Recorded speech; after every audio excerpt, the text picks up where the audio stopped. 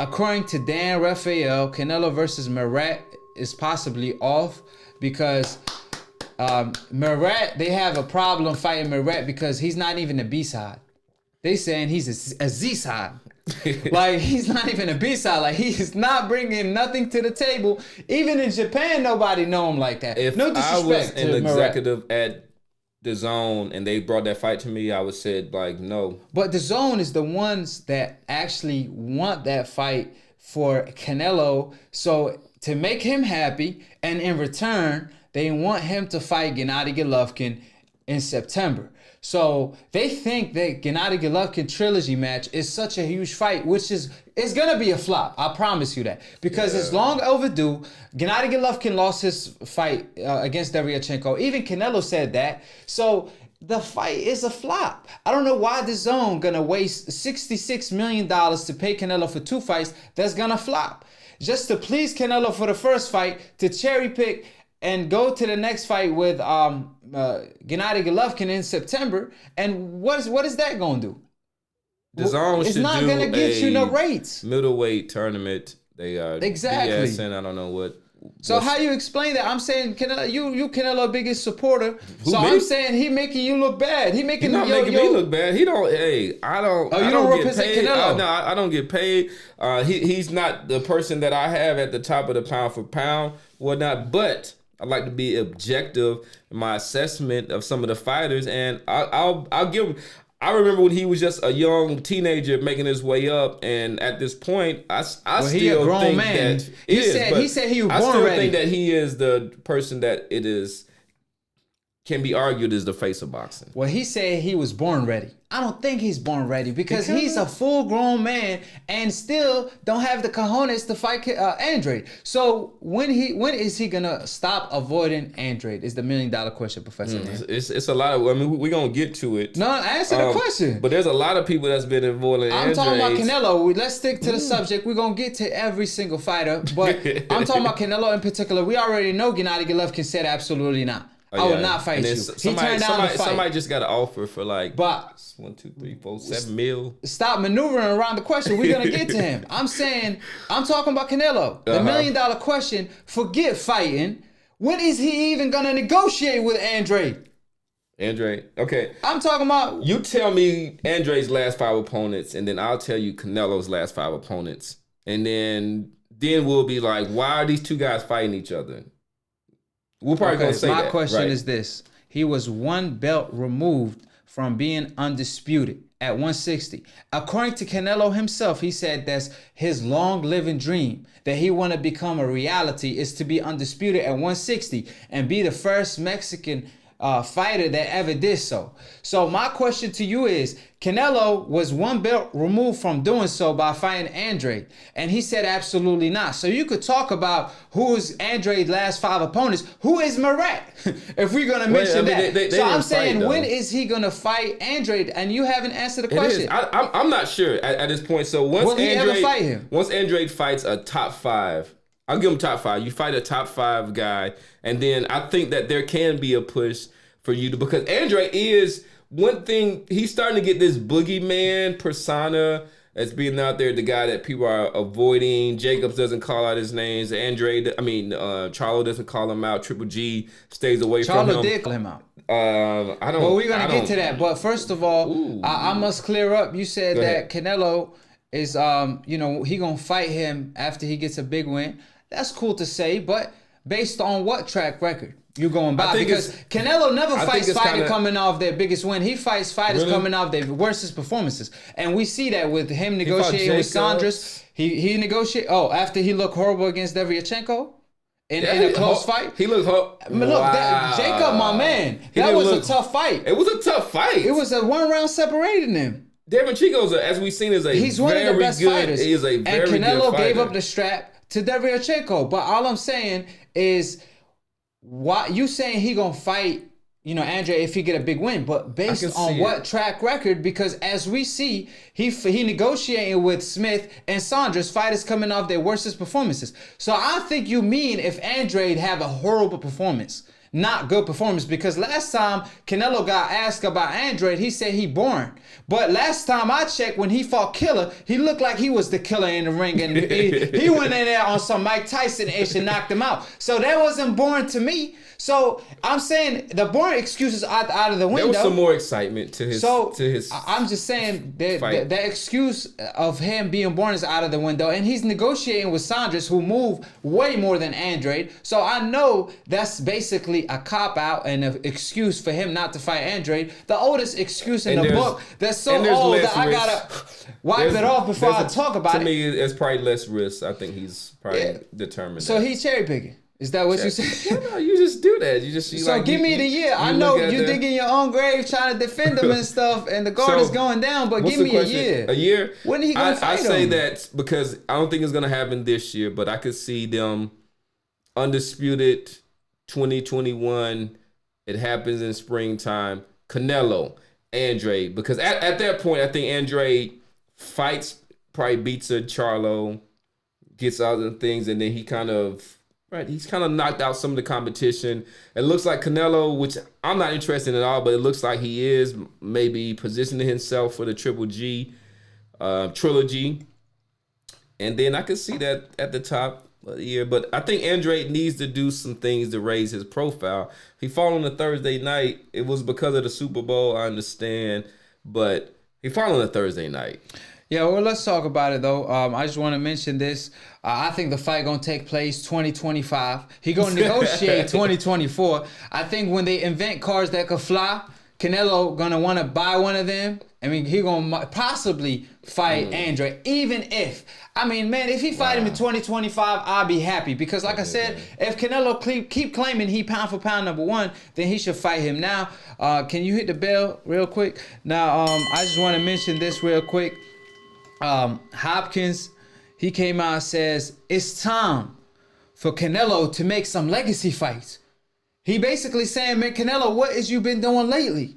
You ain't been doing a damn thing. Obviously, Hopkins, he part of Golden Boy. He speaks for Golden Boy, so he can't speak too much. What's going on? What's going on, fam? Talk to me.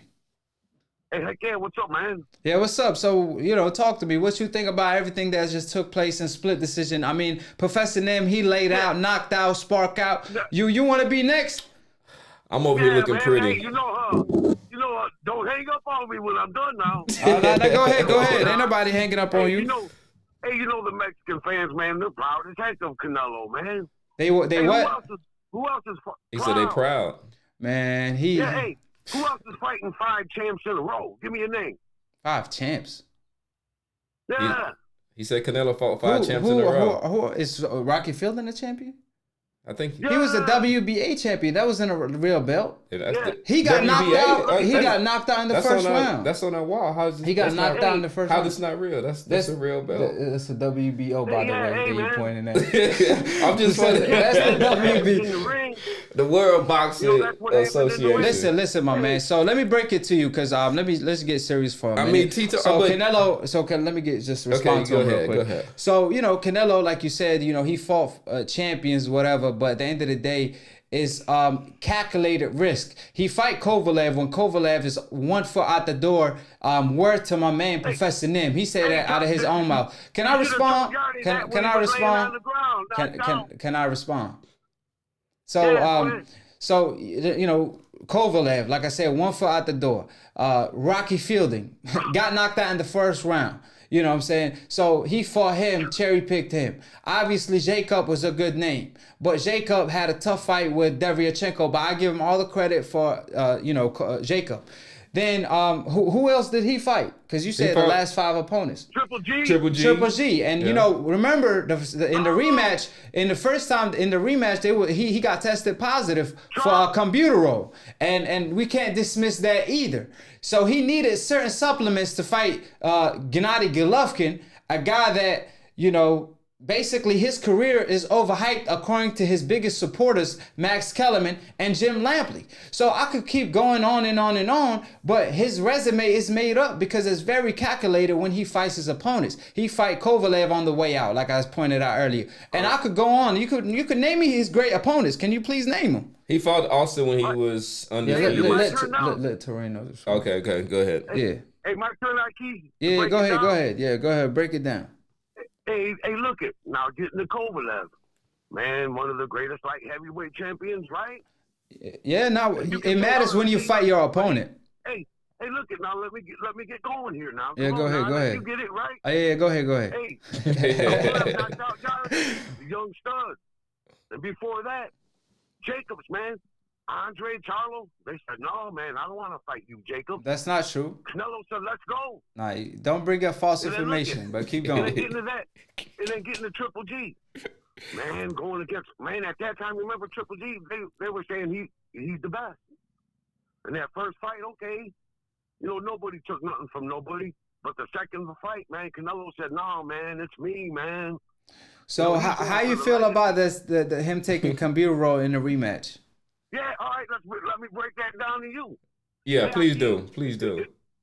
If you ate that meat in Mexico, you had that shit in you. I want some of that meat too. Now, I get you. That's the oldest excuse in the book. That's what he's supposed to say. Let me respond. First of all, man, I'll let you go. What do you want to say? It was the Mexican meat? That's all you have to say. Like, ain't nothing to it. Now look at, come on, like I let you go. I'm just breaking you down, right? Now look, did he flunk the test for Jacobs? Did he flunk the test for You digging your own grave, fam. Because the WBO increased the Kambiro limit. The WBC increased the Kambiro limit so Canelo could pass the test. But let me respond to you. Now, first of all, you said about Kovalev. It matters when you're fighting your opponent. When Terrence Crawford beat Gamboa, that's not the same Gamboa as Gervonta Tank Davis beat. So it matters when you beat your opponent. That's when you're going to get your credit. The same guy, like Roy Jones, for example, he got knocked out how many times toward the end of his career? I can't even recall. 6, 7. I can't even recall the guys that beat him. But let's say somebody knocked out Roy Jones in his prime. Then he will get all the credit in the world. You're not going to give the same credit to the guy that knocked him out in his prime and the guy that knocked him out when he was getting knocked out almost every day. No disrespect to Roy Jones because he's one of the greatest, but that's my point. It matters when you fight your opponent. Canelo is always calculated and fight his opponents coming off their worstest performances. And well, I don't know if that's true. Knocking out Yarde is the worst performance to you? Who? Kovalev knocking out Yarde is a bad performance to you? Yeah, bro. Yarde had 12 fights as an amateur and 18 fights as a pro. Can you name me a guy that Yarde beat other than, just name me a guy that Yarde beat? Hey, look it. No. Answer the question. Answer the question. If you can answer the question, you won. If you answer, no, hold on. Don't hit the bell. Don't save him by the bell. If you can answer the question, this question, you won this debate. Name me a fighter that Yarde beat. Oh, no. The debate ain't about who Yarde. Hold on. See, you said Yarde is a great fighter. See, that's what I'm saying. Yeah, but you kind of switched the. He said Yarde is a great fighter, but name me a fighter that Yarde beat. No, he did not say. He said beating him was a good performance. How is it a good performance when Yarde? He said hold on. Are you aware? Hold on. Hold on. I'm not changing the subject, but let me respond to you. Listen. Let me respond to you saying this. All right, I'm gonna have to let you go if you're not gonna let me speak. You're gonna hang up on me. No, I'm not gonna hang on you, but I want to respond to you. So listen, hold on. Don't even save him by the bell. We going over. Listen, okay, go ahead. You're a false prophet if you're the truth. Let me tell you this. Are you aware that Kovalev trainer was telling Kovalev in the 8th round, if you get hit like that again, I will stop the fight. And that's so you telling me that's not a bad performance? The trainer is telling him you one punch removed that from a shows some stoppage. heart and grit. Man, Yarde got tired, man. Yarde got tired and he couldn't even get up from a jab. Let's stop playing. But anyways, I appreciate Torito. You 0-2 on split decision. Your record is horrible, man. Appreciate it, AkHi all day. But so like I said, at the end of the day, my man, he got knocked out today yet again. But I gotta say to this because he didn't let me finish. I'm gonna let y'all be the judge. So like I said, Yarde at the end of the day, he couldn't name me a guy he beat, but he talking about he a great fighter. But at the end of the day, listen. Yarde is this. Listen, Yarde was one punch removed from stopping Kovalev if he took his time. He punched himself out. Yarde's own trainer told him, punch yourself out in the 8th round, which was a horrible mistake. And then Kovalev trainer was telling him, man, listen, If you have another round like that, I'm stopping the fight. And you telling me that was a great performance? It just lets you know they tried it so hard. Like Akon said, man, I tried so hard to, you know what I'm saying? But at the end of the day, you got to try harder and fight these fighters on the coincidentalist instead of giving up your straps. T-Tone, we appreciate the love. Yeah, appreciate it, man. We just got to take in other calls. We definitely not hanging up on the truth. We appreciate your insight and everything. Yeah, like I said, like I told him, name me one fighter, yard beat. I don't care if he even was a good fighter or not. Just name me a fighter, man. He couldn't even name me a fighter. I can't. You can't even name me a fighter. Can you name me a fighter?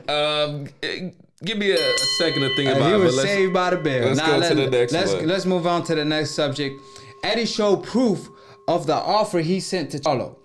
However, while he was showing the proof on Radio Raheem, who are applying pressure to this day on these fighters like Canelo, etc. Now, Eddie Hearn covered up the money. Now, obviously, but that being said, you know, the welterweight division is the hottest division in boxing, and this is definitely the hottest boxing debate show out there. So tune in every Sunday live. Of course, to my left, the one and only Professor Nam. You know what I'm saying? Today, I don't think it was a split decision. Y'all comment if y'all think it was a split decision win or a knockout win for AkHi, or Professor Nim, whoever y'all picking, hashtag AkHi, hashtag Professor Nim. I appreciate every single one of y'all. Subscribe below if you're trying to get smart about a minute. If you're trying to get dumb about a second, don't. And listen to these casual fans. Of course, on Split Decision, we offer the book of the truth. So if you do open the book, that's exactly what you get, is Split Decision. So that being said, tune in every Sunday live by clicking on the notification bell to get notified every time we post or go live. If you want to attend the AkHi University, for all the casual fans that want to be hardcore,